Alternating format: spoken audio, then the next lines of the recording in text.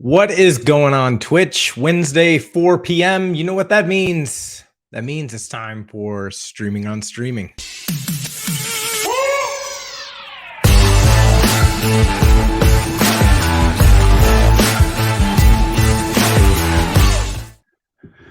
Oh, and I think I was muted during that intro. Of course I was, because why not? Welcome to Streaming on Streaming. I'm Todd Sharp. It is Wednesday at 4 o'clock, and this is the weekly live show here on Twitch where we talk about all things live streaming and specifically talk about building live streaming applications with Amazon Interactive Video Service. We are Wednesday, March 15th, the Ides of March, and this is season 2, episode 10 of Streaming on Streaming.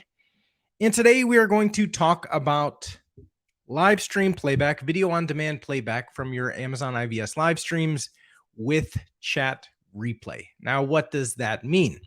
Well, if you remember back, if you were tuned in season 2, episode 7, 3 weeks ago, I believe 3 weeks ago, we talked about basically creating videos on demand from your Amazon IVS live streams, right? Basically, you can set up your Amazon IVS live streaming channels to auto record all of the live streams on that channel to an S3 bucket, which gives you the ability to play them back later on, convert them to other formats for download, whatever you need to do, whatever your users need to do, gives you the ability to do that. Also has nice things like generating thumbnails on a specified interval, things like that.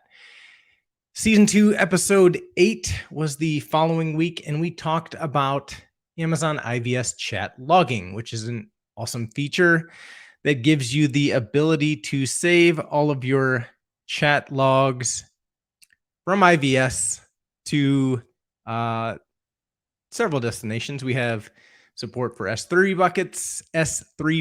We have support for CloudWatch, and we have support for Kinesis Data Firehose. Mookie Monkey says Streamception. Absolutely, Streamception. We are all about that here. And Says Talk says every time is a time for AWS. 11 p.m. here.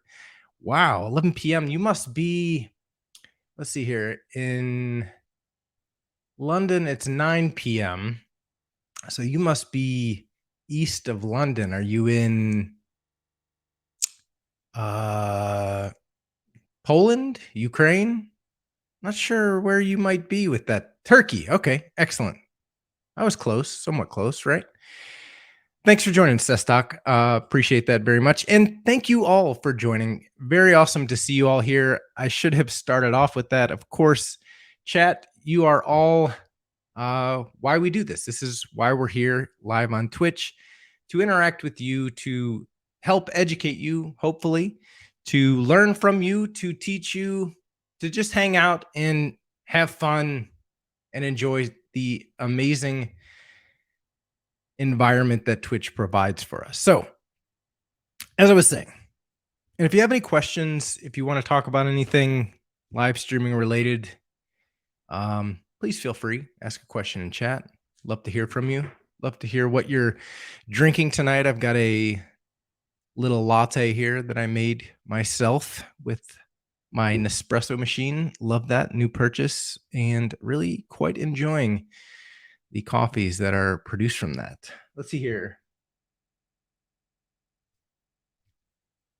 Kavazak says, Todd, can you do me a favor? Can you please try and talk Amazon into allowing VR streams on Twitch using OpenXR? I don't have a whole lot of insight into that, but if you want to, if you could post a link to somewhere I could read a little bit more about that. I can't make any promises, but I'd love to learn what you're talking about and try to find out if I can help you out. So be glad to help if I can. So post a link if you don't mind. So season 2, episode 10, we're going to take that next step from auto-recorded videos and chat logs, and we're going to create a playback experience out of those. So if you, for example, if you're here on Twitch, and if don't do it right now, of course, but if you were to scroll down to, if you go to the AWS channel and you click on videos, and let's say you wanted to watch season 2, episode 9 of Streaming on Streaming, you would go navigate over to that video page, click on the thumbnail, and you'd see the video playing as it played live here on Twitch, right in the player, just like you see here right now. And on the side there where the stream chat is on the right hand side, you would also see all of the chat messages being displayed just as they were during the live stream, right? So in this case, let's see here, Sestock, C-Stock. I'm sorry if I'm pronouncing that incorrectly, but doing my best here.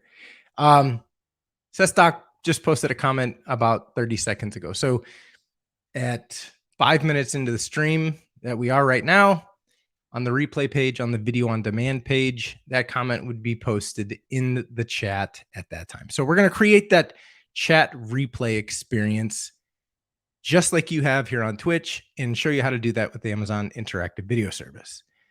Sestock says, I'm super excited about the new AWS Dubai region. It must be a game changer. Very cool. Always exciting to get new regions. Really super important for our global cloud network reach to go into some of these other regions and open up these new regions for our developers and give you the best performance, the best reliability, all those amazing things. So yes, awesome. Very good news. I wasn't, I think I missed that somehow. I think there was some other regions that recently opened too as well, but I can't remember them right off the top of my head. So, chat replay. We are going to, so we kind of gone over why it's important, why you would want to do chat replay. And just to kind of remind you, refresh you a little bit about the process. So in episode 7, we talked about auto recording to S3. And at the end of that, at the result of that episode, we were able to get a URL to a playlist in an S3 bucket via CloudFront because we don't want to expose our S3 buckets.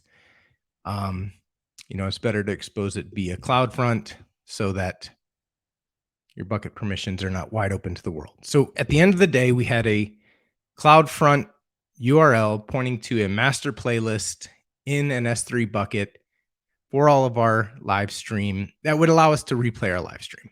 And we could plug that into the IVS player, just like we would plug in a playback URL from a live channel. And the IVS player could then replay that previous video on demand. In episode 8, we pulled all the chat logs for a room that we had set up to be logged to CloudFront. And via the CloudFront SDK, we were able to pull back all of those chat messages and basically filter out any deleted messages, filter out any events like that, and create a nice list of messages, a log of messages, to be used for whatever purposes we need. So let me share my screen here.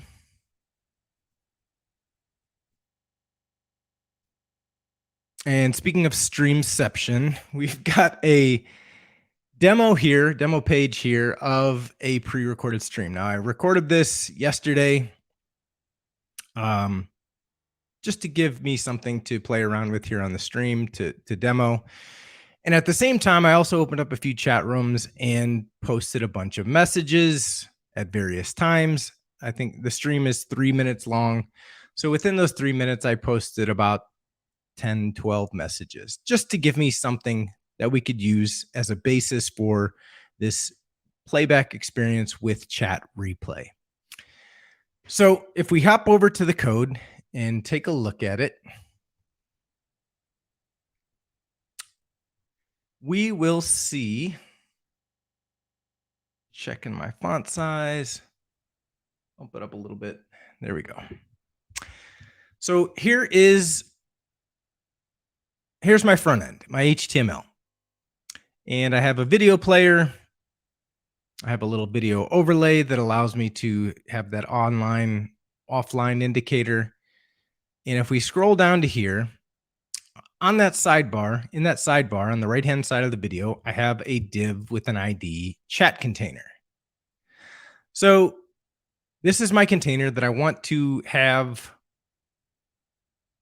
all of the chat messages from that session put into. And actually, I don't think I really even need this. This is kind of just an artifact of the actual chat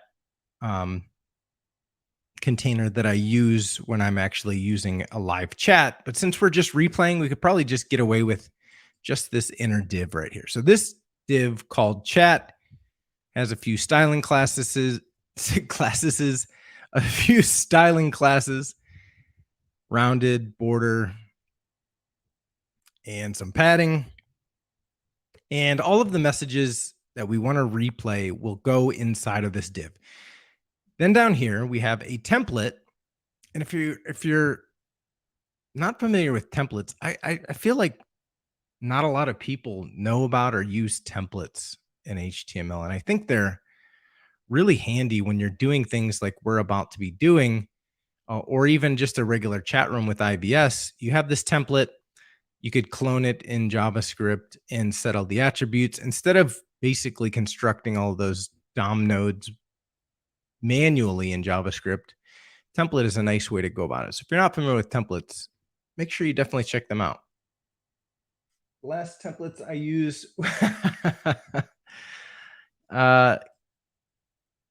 Kavasak says, the last templates I used was when you could use them on MySpace. Wow. I don't think I even had a MySpace account. I'm sure I did, but I didn't really use it that much. Yeah, I think I've talked about this before. I did have a GeoCities page, though. That was kind of the first time I really ever played around with HTML, to be honest with you. So I have this template. Within the template, each message is going to be in the message container.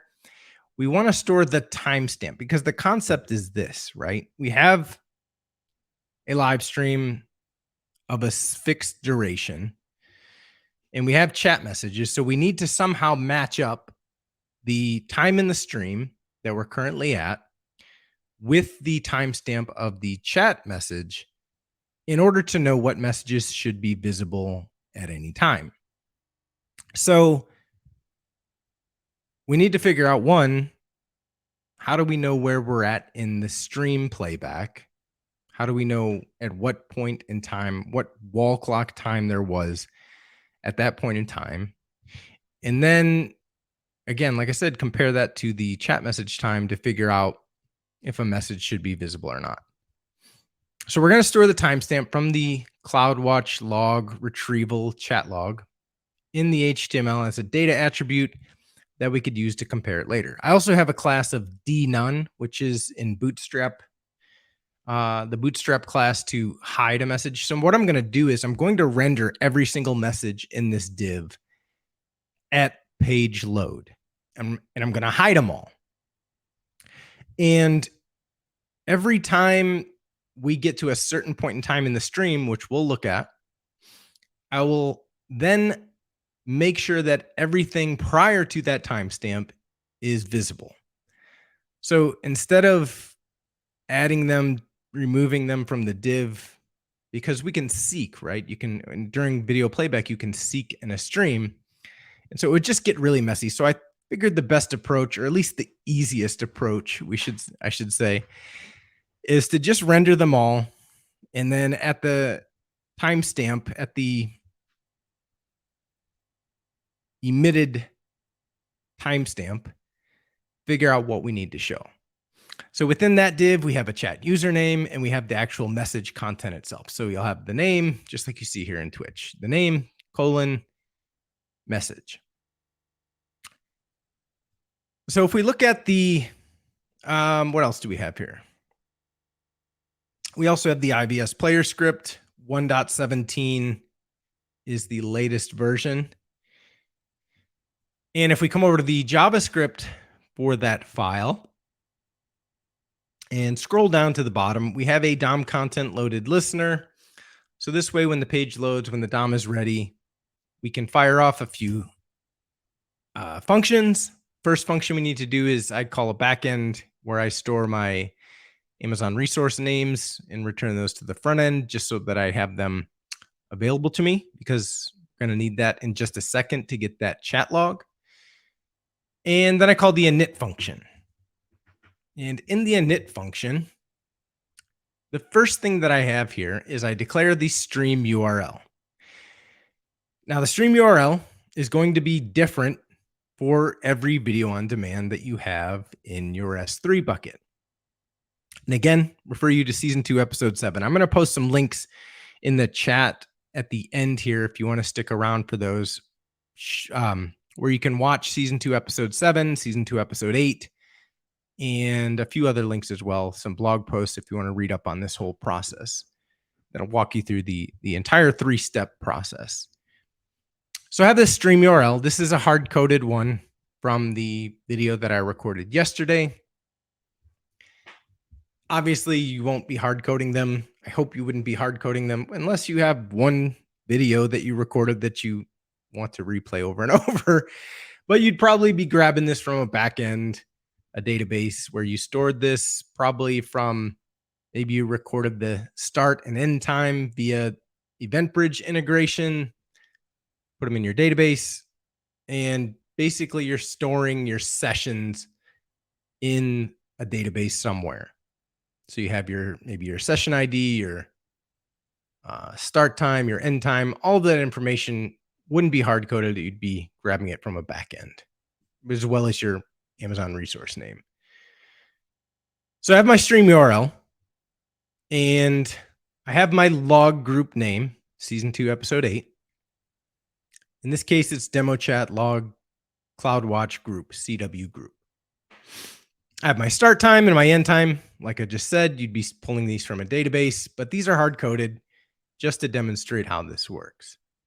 Then I have a call to get chat logs, and I pass it the log group name, the chat ARN, and the start time and end time.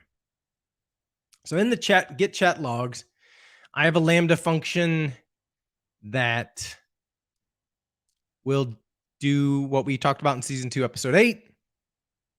Use the CloudWatch SDK to pull back my chat log events based on a start and stop time.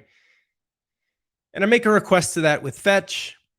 I get that back in JSON. And then I return that from the function. So I have get chat logs, and I store that in a variable so that we can access that in just a bit. So at this point, if I were to just log out chat log and reload my demo page, we would see in the console all of my chat messages from yesterday. So we have an array of 20 objects, and each of them have a timestamp. They're all, most of them are of type message. Within that, there's the payload, and in the payload is the message content. We also have the username, the user ID, all of that stuff that we need or we get when we use Amazon IBS chat in that JSON object. So I have 20 of these. And on the back end, I've already filtered out any of the events. That's why you see type message for all of these. Season 2, episode 8. Check it out. And I've already basically parsed and deleted any messages that needed to be deleted via moderation. So this is a pure chat log. It's ready to go, ready to be rendered on my front end. I don't have to do any filtering, any sorting, any of that stuff. Ready to go. So I have my chat log. Below, let's skip this render chat for a second, and we'll look at the standard IBS player, calling IBS player.create, attaching it to the HTML video element, loading the stream via the stream URL, and playing the stream. So that's lines 42 to 45. Excellent. So let's talk again about the render chat. let's not talk again. Let's talk about the render chat function. And this is what we're going to be building out here to actually render all of those messages to the screen. And actually, before we do that, let's go up here. Let's talk about this event listener. So as I was trying to figure out basically how to do this functionality, how to create chat replay with IVS, Amazon Interactive Video Service, I thought there's got to be some kind of event. So I was reading through the documentation. I was opening up the console and just looking at the IVS player object, dumping out all of the different various properties and enums and functions and trying to figure out how I could find out at what point in the stream, where is the wall clock time? Where's GMT time in the stream? Is there anywhere I can find what the original time was on the wall when this moment in the stream happened? And I came about this metadata event type and the actual ID3 tags property. There is a metadata event type of ID3. And if we log this out,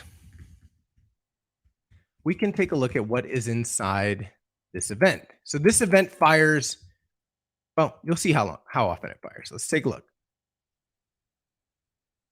So it's firing every 2 seconds or so. In fact, we can, let's see, let's do console.time and console.time end. Let's see how often that's firing. So, oh, that's not how time works. I'm silly. So time actually tells you what the elapsed time was between time and time end. So that's not going to help us. We're actually going to have to log out the date. So let's do that.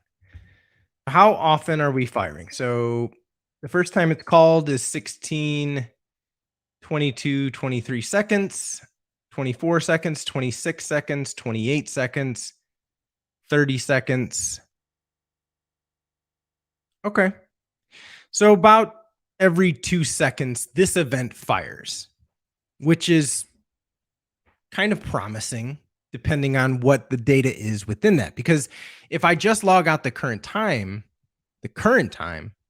as you can see, that's Wednesday, March 15th, 4:22 Eastern Daylight Time, which is where I'm at.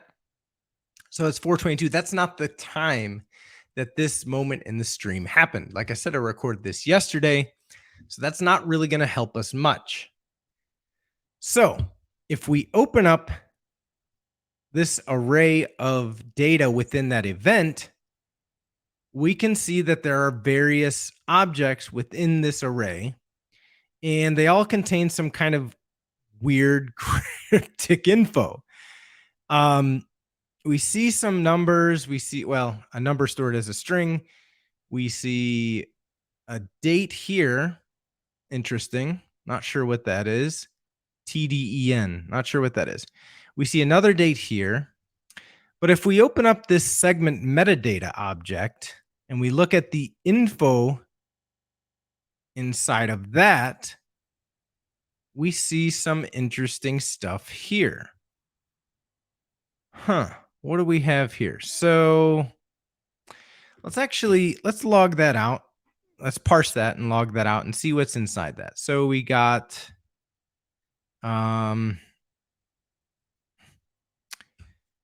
let's do, first we need to find that segment metadata element within the array. So if we do event.find, we can find where the description equals segment metadata.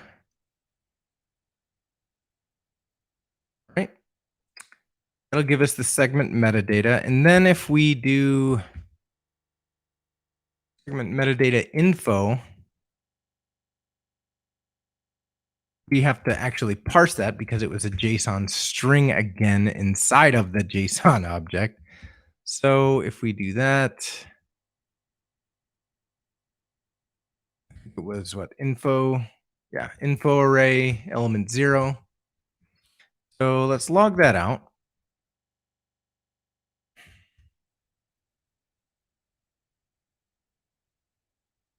Take a look at what's inside there.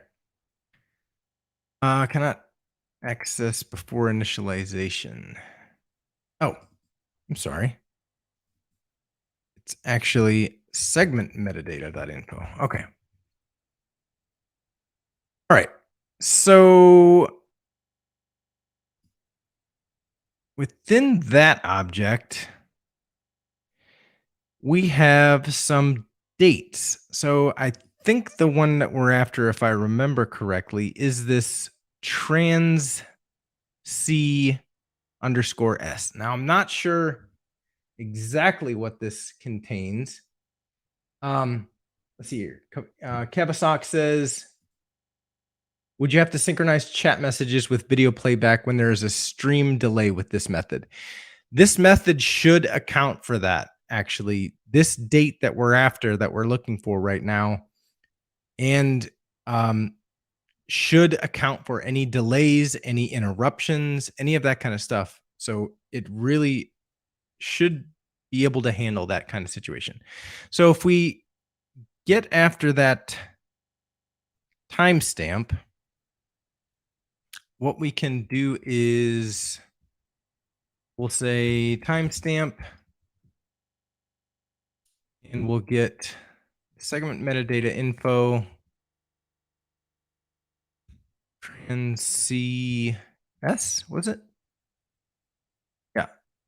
And I believe it stands for transcode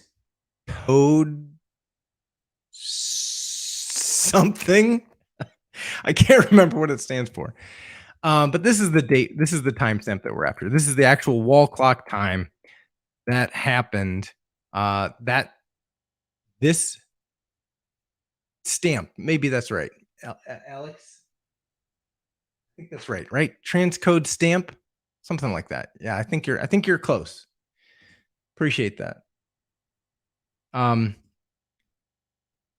So we get the timestamp. Let's do timestamp with milliseconds. So we can get that actually times 1000 because I believe the CloudWatch log data is all stored in with millisecond precision. And let's log that out. Timestamp with milliseconds. So we have timestamp with milliseconds. And if I say new date and pass it that, that's certainly not right. That's probably not right either. Hmm.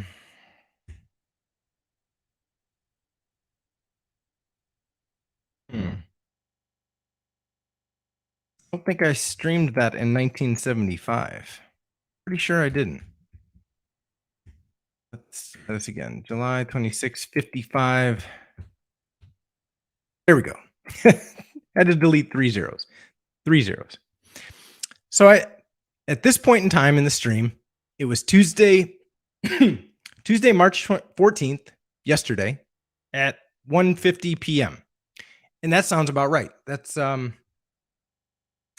about when I recorded this. In fact, it is when I recorded this. So every 2 seconds, we're getting this actual wall stamp, wall clock time that it was during that moment in the stream. So now we can use that time and determine what messages we need to show. So before we do that, we're going to have to come back to here and actually modify this function in just a second. But we'll come down to the render chat function because, as I said, once we have the chat log information from our Lambda function that uses the CloudWatch SDK to pull up our chat logs, we call this render chat function. And that render chat function is what this function we're going to use to actually get everything in that div and initially hidden, but get everything in that div. So let's work on that function. And to do finish the event handler, those two console logs. If we look at render chat, first thing we need to do is get a reference to the chat container, and that is the element by ID chat, element with the ID of chat. And then we want to loop over our chat log. So all of those messages that we got back from CloudWatch, we're going to loop over those. And for each message, we're going to add those to the DOM. So we're going to use that message template. And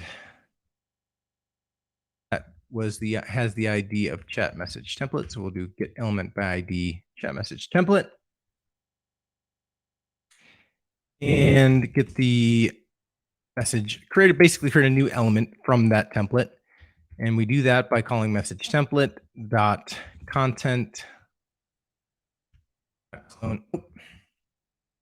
clone node. This gives us a new instance of that element, the content of that element, basically a new chat message div that we can work with. And within that chat log, we have a event timestamp, and that is the point in time that the chat message was posted.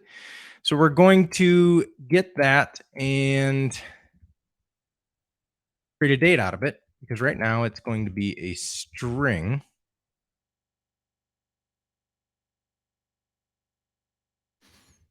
Time from it and multiply that by 1,000 so that we have millisecond precision on our chat timestamp. Then we want to set some attributes on our message element. So that new instance of the message div. First thing we're going to do is set that timestamp as an attribute, that data attribute. So we'll say data timestamp. We'll set that to the timestamp with millisecond precision. Then we will do a little copy paste to save ourselves some typing. Set the chat username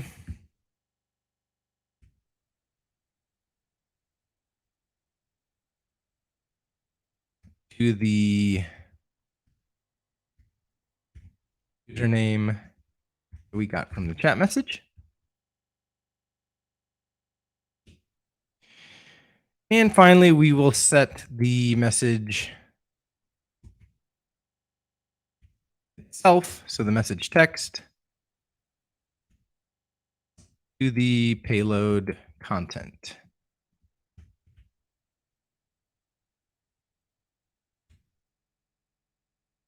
Additionally, we want to actually add that to the DOM. So we say container, chat container.append child. We append the message element. So we're going to loop over each chat message. We're going to get a reference to the message template. In fact, we could probably move that outside of the loop, right? And create clone that template into a new DOM element, set some attributes on that DOM element, and append it to the DOM. So are we still calling render chat? Yes, we are. So now when we reload the page, we should see all of our chat elements, but we don't. And the reason we don't is because, like I said, they're all hidden. But if we inspect this, we will see a bunch of messages within that. So let's quickly unhide those by taking that hidden class off of that template, refresh the page, and you can see a bunch of chat messages in the chat over here. So these are all of the chat messages for this stream, this 3-minute stream. All of the chat messages are shown here. And if we inspect them again, take a look at them, we can see that we have that timestamp that they were posted to the chat room, stored as a data attribute. So if we hide them again by adding dnone, the dnone class, now they're all in that div, they're just not visible. So we need to, when we get that transcode stamp time from the player listener, we need to look at all of those chat messages, check the timestamps, and basically remove that dnone class from the chat message if it's less than the chat. If the chat timestamp is less than or equal to the stream timestamp. Make sense? I think so. I think that's what I'm talking about. I know this all makes sense. I know the code works, at least that much. So for this, we're going to need a replay chat function, and we'll call that from our metadata event listener. So in that metadata event listener, we'll say replay chat, and we'll pass it the timestamp with milliseconds. So every time that listener fires, it's going to call the replay chat function and pass it that timestamp. So let's populate the replay chat function. And for that, we're going to want to query selector all. So we want all of the elements, not just one element. And we're going to look for everything that has that data timestamp attribute. So query selector all is going to give us what is it? An HTML node collection. So we're going to have to convert this to an array. And then we can loop over that, because I don't think we could just straight loop over the query selector all result, because it gives you like some funny iterator. Before we do that, if you're just joining us, my apologies for not kind of recognizing you and welcoming you earlier. This is Streaming on Streaming. I'm Todd Sharp, the developer advocate for Amazon Interactive Video Service. We are talking today about live stream video on demand playback with chat replay. This is kind of part 3 of a 3-part series where we've been talking about saving videos to S3 and recording chat logs.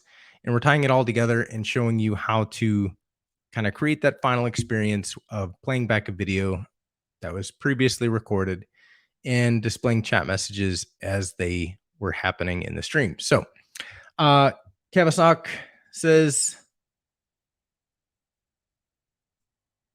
I know it's off topic, but I really like how you can pull up a chat message with their profile picture included. You don't have to explain it, but is it hard to set up? So are you talking about basically in my IVS channel, having the ability to have an icon avatar type thing like Twitch has here? Is that what you mean? Are you talking about what I'm doing right here by showing your message in the chat? Either way, if you're talking about how I'm highlighting your message like that, that is a feature of StreamYard, which is the software that I'm using to stream to Twitch. If you're talking about like coming over here and having an avatar here, I don't have an example of that, but it wouldn't be hard at all to set up. Basically, when you create your users, just have them upload a profile picture and store that in an S3 bucket, associate that with your user ID in a database, and then just render that out just like Twitch does, or StreamYard actually is what I'm looking at. So yeah, shouldn't be too hard to do if you wanted to do that. Maybe I'll blog about that in the future. So back to our replay chat function. We need to convert this HTML node collection to an array. So if I cut that and I say array.from, now we have an array from that. And now we can loop over that. So for each node in that result, we need to get the timestamp from that attribute. So if we read that out, so we'll say chat message timestamp, and we're going to want to convert this to a number because it's going to be a string. So we'll say node get attribute data timestamp. So we want to read that data timestamp from that div, that data element, and store that as a number into a variable. Then we're going to say is visible. So we want to check whether or not this div should be visible. And we will set that to the result of comparing that chat message timestamp that we just set to the current timestamp, less than or equal to current timestamp gets passed into this function. So at that point in time in the stream, that timestamp in the stream, we're going to compare the each div's timestamp to the current timestamp from the live stream and use that Boolean result to say whether or not this div, this chat message needs to be visible. So we say if is visible, that's a tricky one to say. If is visible, we want to remove the class that hides it. So remove d none. Otherwise, we want to add the d none class. We have to do this every time. Like I said, at any point in time, someone can jump forwards or backwards and seek in that live stream. And we want to be able to support that chat log being synchronized to the current timestamp in the stream. So this way we can assure ourselves that if you jump forward, you'll have everything displayed in the chat that was posted up until that point. If you jump backwards, it will hide all of the messages that weren't shown yet and work as expected. So the other thing we need to do within this function is then it would probably be nice to actually scroll the chat container down to the bottom, right? Because if we just hide and show all of these messages, and if someone had scrolled up in the div, it might not show the latest message. So we can just say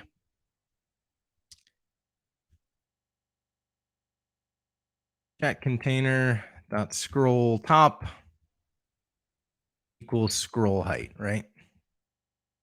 So that should scroll to the bottom of the div every time. We have our replay chat function.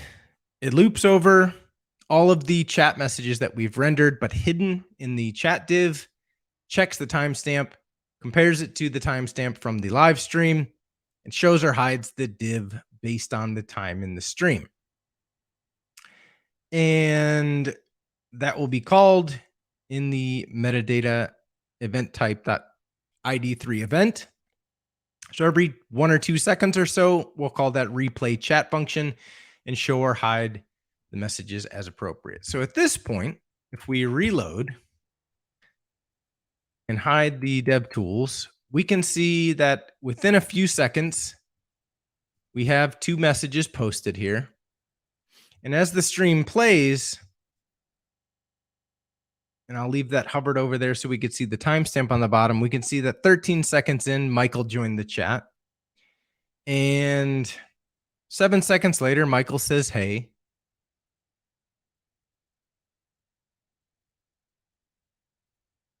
At 28 seconds in, Todd says, hey, Mike, how's it going? So we've got that replay functionality showing and hiding messages in the chat as we're replaying this video on demand, which is a really nice feature.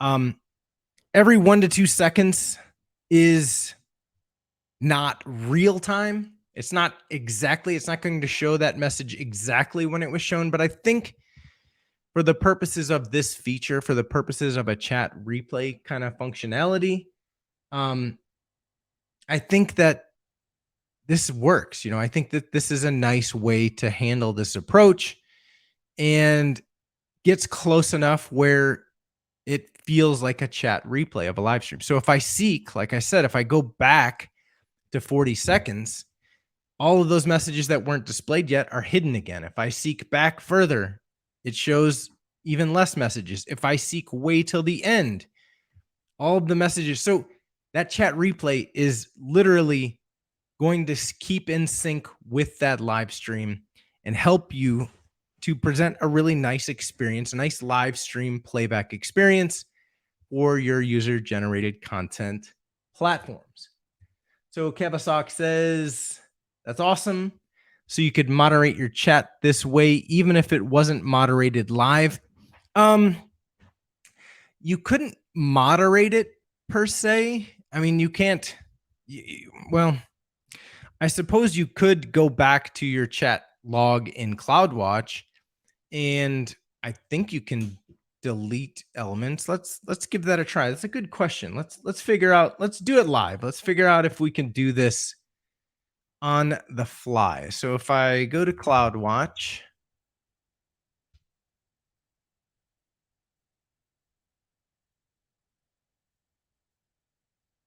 and I search my log groups for chat, go into that log group, and I open it up. And I look at yesterday because that was the log I'm after.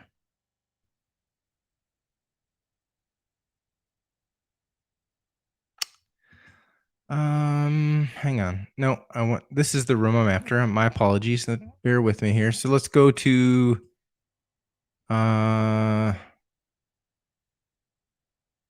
2 days.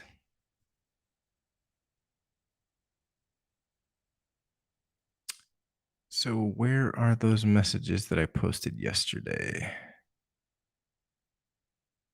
They should be. There we go. So I wonder.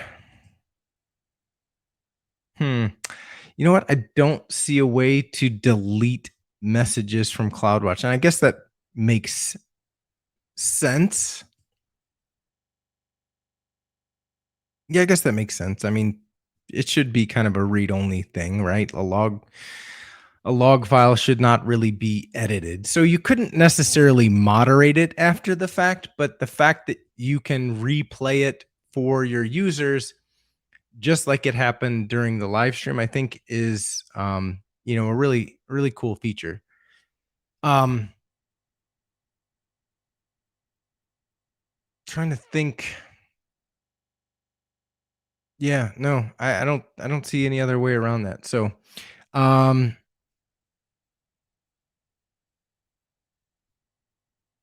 so that is chat replay with Amazon IBS videos on demand. Really, as I said, not a difficult thing to do when you break it down. I'll post the links in the chat right now to episodes 7 and 8. That's episode 7 and 8 of this series if you wanted to check those out and catch up. Posting 2 more links here in chat. Those are the what I call stream drop version of episode 7 and 8. So it's kind of like instead of watching the whole hour, I've kind of edited them down to like the most important, like 5, 6, 7 minutes of the stream that really kind of just show you the concept, illustrate the concept in its entirety. Finally, there's another link there for the blog post series. So if you want to read how to do all of these things, auto record to S3, record chat logs, log chat messages to CloudWatch, and this episode, creating a chat replay experience, you could check out that blog post and learn more about that. appreciate y'all joining today. Next week, I will actually be live from San Francisco once again. So I'm going to be attending a GDC. So if you're out of GDC, would love to catch up with you, would love to chat with you, love to learn what you're building, learn what questions you have, and just hang out, just meet.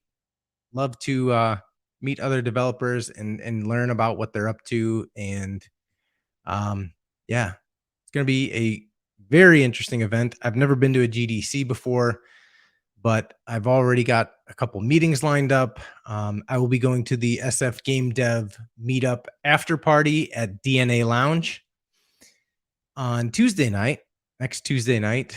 That is, I think, 8 to midnight. And I'm actually going to be presenting there. I'm going to be talking about using the IBS Web Broadcast SDK to live stream browser-based games. So it's exciting. Going to be showing off some really cool stuff. And yeah, if you're going to be around, would love to chat with you. What else am I working on? So been playing a little bit with AI ML and using it to kind of enhance the live streaming experience. For example, doing some moderation with AI ML with recognition on the back end, checking, doing some image moderation detection on thumbnails generated from an IBS live stream, which is really cool. Really nice way to kind of create a safer community, basically, right? We all want to, when we're building these applications, we want to make sure that we've created a space where people feel comfortable, people feel like they you know, they're not going to come across offensive or insensitive or inappropriate or dangerous or violent content. You know, people just want to come and hang out somewhere like Twitch to be entertained, to have a good time, to talk to other people who are like them, to just chill. You know, people don't want to deal with crap when they come to communities like this. So, really excited about the potential to use AI and ML to provide better moderation tools for people building user generated content platforms. So I have the image moderation, which helps with actually analyzing the frames of a live stream like this. And I also have content sentiment analysis for chat messages. And that's kind of a different way that I'm handling that. So we talked in the past here about chat message review handlers and intercepting chat messages as they're posted to a channel, and basically approving or denying them based on some sort of logic, some sort of check that you do, maybe an allow list or a block list that you check it against. So we talked about that before, but this is a little different approach. This is essentially creating a server-side WebSocket client that listens for incoming messages, because the limitation of chat message review handlers is that you need to return a response within 200 milliseconds or it goes to the fallback result. So it doesn't want to hold up your messages like forever before they hit the chat room by letting you do like third-party calls and using AI and ML. You want to make sure that it's responsive. So review handlers are meant to be like simple content evaluation, string evaluation against like known lists of swear words or inappropriate words or insensitive terms, things like that. So having a client that actually sits there and listens to those incoming messages allows you to take as much time as you need to do things like use comprehend and do sentiment analysis, do PII analysis, being able to flag these types of things to a moderator, to an admin, so that they can take appropriate action. It's not going to prevent the message from being posted, but if we can alert these moderators and, I don't know, send a Slack message or post it into their moderator view or a text SMS message or call them on the phone, whatever you have to do, send them a telegram, send them a pigeon. What do you call them? Messenger pigeon, whatever they're called. But if we can alert them that, hey, there's something not right here, some insensitive comment or overly negative sentiment or violence or nudity or something that is against our terms of service, whatever those terms of service may be, that's up for you to decide. But if we can create these tools that provide these alerts and provide these warnings and notifications, and I don't know, maybe a content um, warning when people, before they load the video or before they load the page, hey, warning, this contains nudity, this contains gambling or drug usage, whatever it may be, violence, guns. um let the user decide, let them be more prepared for what they're going into, because there's nothing worse than clicking on a link and going to a web page and seeing something that you 100% did not expect. That is about one of the worst things, one of the worst experiences you could have online. So 4:55. If there are any questions in the chat, I would love to answer them. I know we're running a little short on time, but as always, I do appreciate everyone coming and visiting, and Kavasak and Alex, Selfie, and Sestalk. Very much appreciate Mookie Monkey.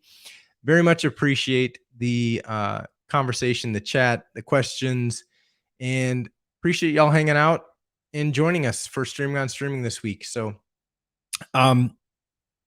next week, I hopefully will be doing something game related, since we'll be at GDC. I haven't 100% finalized the content for next week's Streaming on Streaming here on Twitch, but pretty sure since I'll be at GDC in San Francisco, hoping to go back to Twitch HQ for the broadcast.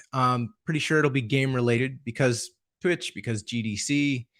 And yeah, so again, appreciate y'all joining Streaming on Streaming, and we will see you next week. Bye-bye.